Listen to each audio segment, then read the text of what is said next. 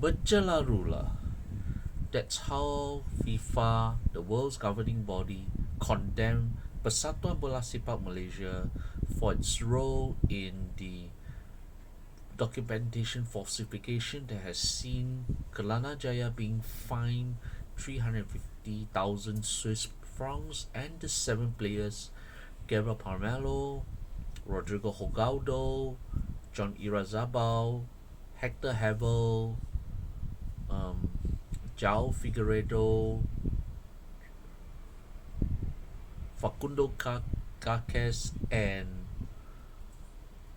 Imano Matucha, all being given 12-month bans each and a fine of 2,000 Swiss francs. And in that detailed written decision on how they saw how the entire appeal process was played out, a few things immediately came to mind on how they actually decided that they would uphold the FIFA disciplinary committee's original decision in imposing those sanctions that were there when they threw the bombshell way back in September this year.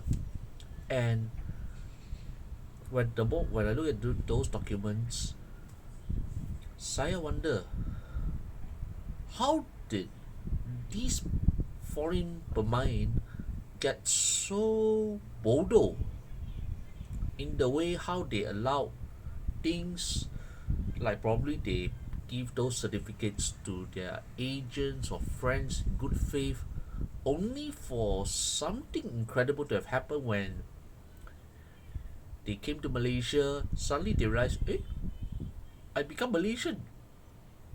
And I think the process that they took would now be in infamous for the fast track naturalizing process. And that would actually have included, from what is stated in those documents, passing the Bahasa Malaysia language, which I, if I were wanting to be Malaysian, would not have passed. So, how did it blows my mind on how did they become so, I mean, incredibly stupid to allow themselves to be made use of in this process? Because as much as those seven players had defended themselves as being, you can say, partly not responsible for the falsification of documents, particularly the birth certificates that were eventually found to be falsified when none of their grandparents were deemed by FIFA to have been born in Malaysia, or whether it was in British Malaya when in the decade in that era when their grandparents were born.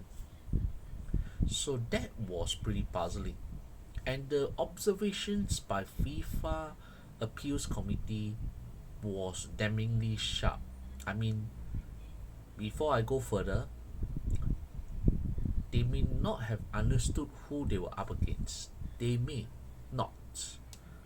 I mean, the defenders for the lawyers for those seven players, as well as the defense counsel for Persatuan Bola Sepak Malaysia, they were up against the head of the appeals committee, who is none other than Neil Eggleston, who was the White House counsel for former American President Barack Obama from 2014 to the end of Obama's second term in January 2017. So, how do those lawyers think they could con one of the sharpest legal minds of America into believing what they said? I think the way they put it, while it was pretty clear that FIFA admitted the appeals in which they made, but I mean, even if Eggleston has never been a football or soccer fan, he definitely would have seen through certain things that would have felt that there was discrepancies that just could not be aligned together, which definitely will kill off any hopes of them trying to get their appeals overturned. So, in this regard, how bold would those players get? I mean, something would have definitely have happened along the way, which is why FIFA has now added something. They are going deeper into how Persatuan Bola Sepak Malaysia operates. And FIFA is not going to care whether it is the General Secretary's department, where they actually also underpin something where the now suspended as Nor Hamzah, Nor Azman Hamzah, would be under intense investigation, as well as the entire Kelana Jaya. I mean, Persatuan Bola Sepak Malaysia, the leadership, what actually happened behind the scenes. But it's not just them, not just the EXCO, but also the Harimau Malaya division, particularly Rod Friend, who was exposed in the documents as a consultant who was mainly based in Canada and would only travel to Malaysia ahead of their international commitments. So, how did these arrangements even come about? How did it's like why did it take FIFA to finally blow all these things open? And for FIFA to give such a strong rebuke, that's already quite mild. Strong rebuke that FM are putting their own integrity at risk by allowing Nor Azman Hamzah to attend a special ASEAN event that involved FIFA President Gianni Infantino, which undermined in that fiasco of a press conference where they said that this Secretary General has now been suspended from duty. It made a whole mockery of the whole process. And it's like, what happened halfway through? So it's like, if player A had given the correct birth certificates of their grandparents to the agent B or friend C, and somewhere along the way, let's say this particular person L decided that, okay, I look at those documents, let's see how we can fix it. I think even more sophisticated international crime syndicates would have operated at a more sophisticated level than those agents. But I believe these agents, by Southeast Asian standards, have already been operated at a slightly more sophisticated level, but apparently not sharp enough to get through to get past those sharp eyes of the committee, particularly Eggleston, in their appeal process. Because the thing is, if we say all these three, they are ex-judges of some unknown countries, perhaps they had a fairer chance. But by having Eggleston being the chair of the committee, perhaps they were trying to throw eggs against the rock. And seriously, it's unsurprising that the appeals failed. The players wanted lesser culpability, but they failed.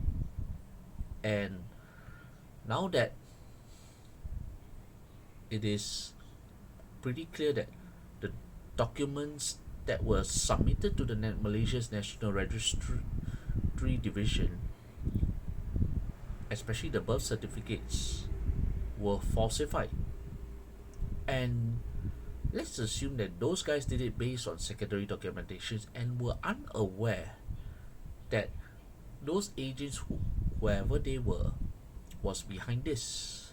Even though there were a few names mentioned, were they linked to a particular agent who had a strong influence in the way how the Spanish agents operate in Malaysia?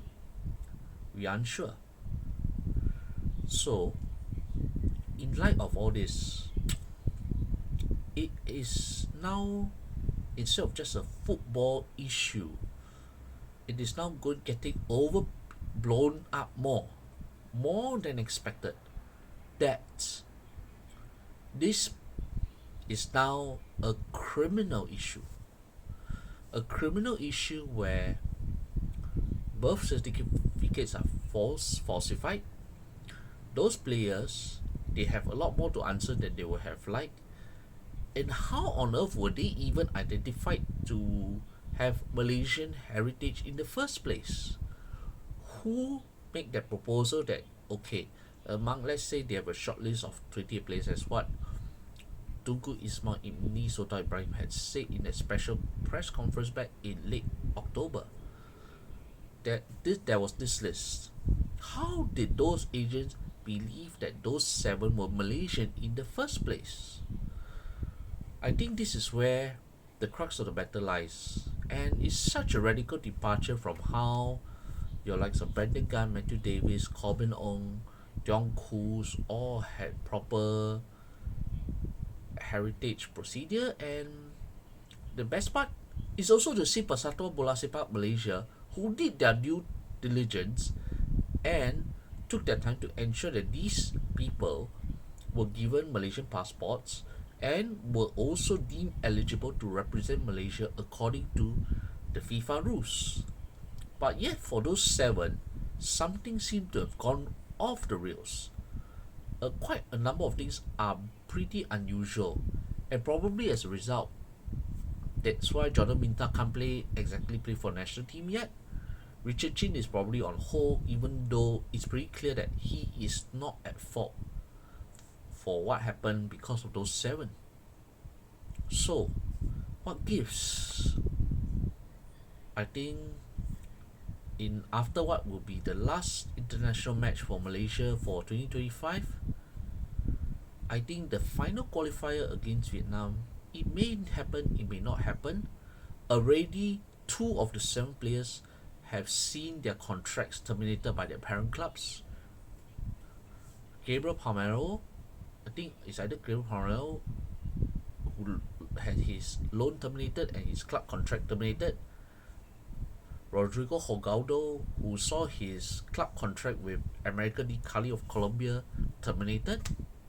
The only 3 who are safe at this moment are João Figueiredo, Hector Havell, and John Irazabal, who are obviously contracted to Malaysian club side Johor Darul Takzim.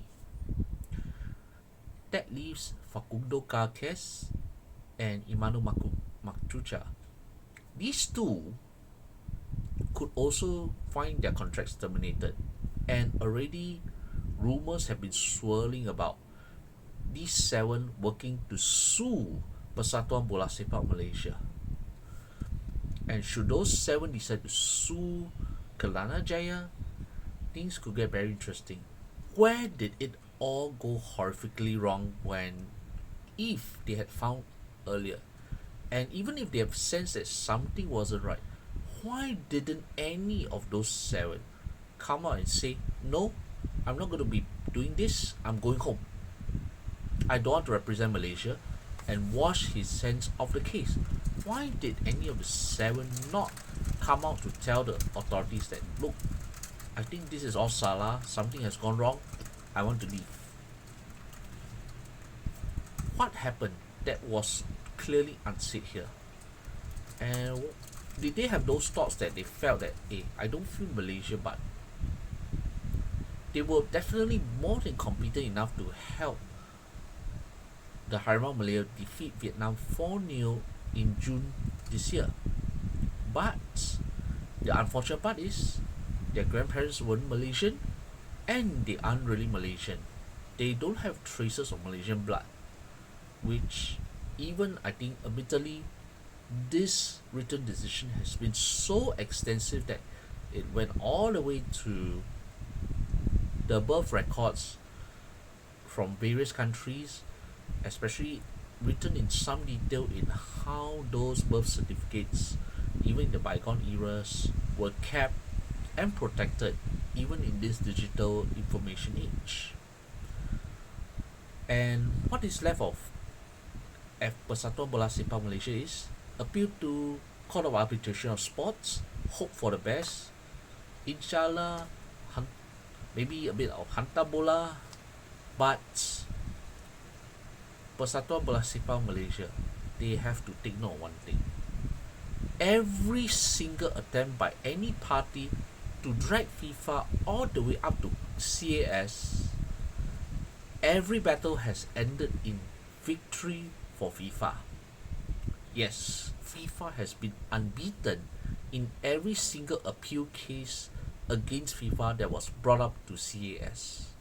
This is a streak, a winning streak that FIFA has the upper hand in, with a more formidable legal team than any of the top lawyers that they could assemble. It's true that there were some examples that I mentioned in a few of the earlier videos when I talk about the documentation falsification scandals, whether it was Brian Moreno for Ecuador, whether it was for another, I think the Equatorial Guinea women's player scandal, or the Timor Leste falsification of documents that involve 14 Brazilian bonds. But the big difference between the 14 Brazilian bonds and those 7 were as clear as night and day.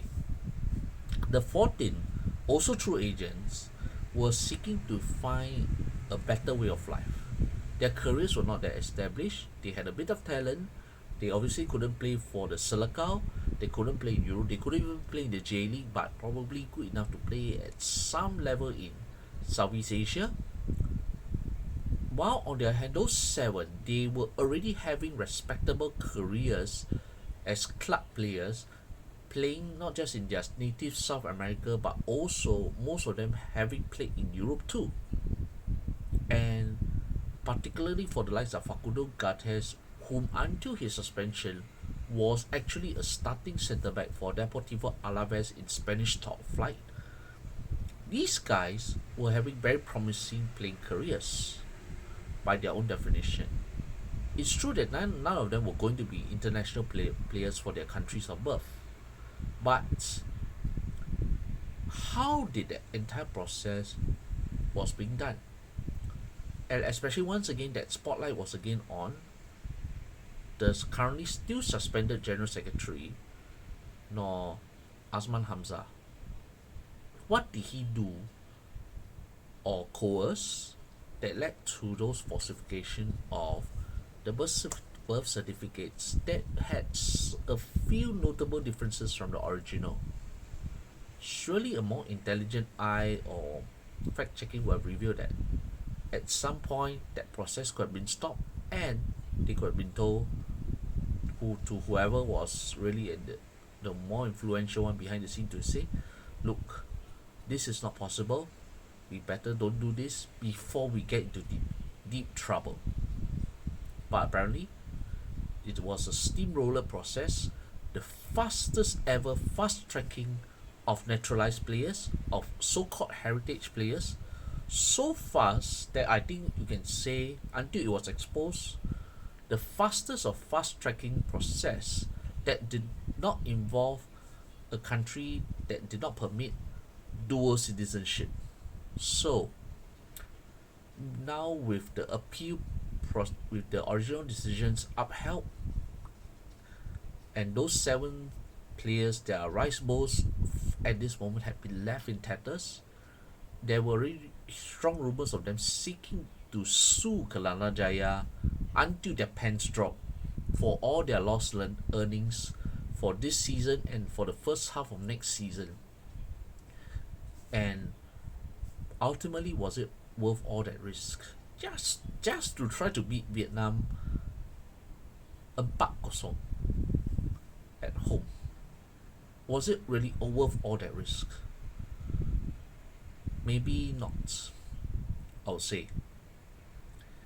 And that mood really flattened all the otherwise positive developments, whether it was Johor Darul Takzim or the Harimau Malaya under Kim Panggon, that had made great strides in recent years, especially playing in the Asian Cup 2023 in Qatar, and also I would say that memorable 3-3 draw with South Korea. But now a few years can change, a lot of things can change in those few years, and unfortunately the real villains are the administrators and those agents involved in this documentation falsification of documentation scandal, and the worst is probably not yet over.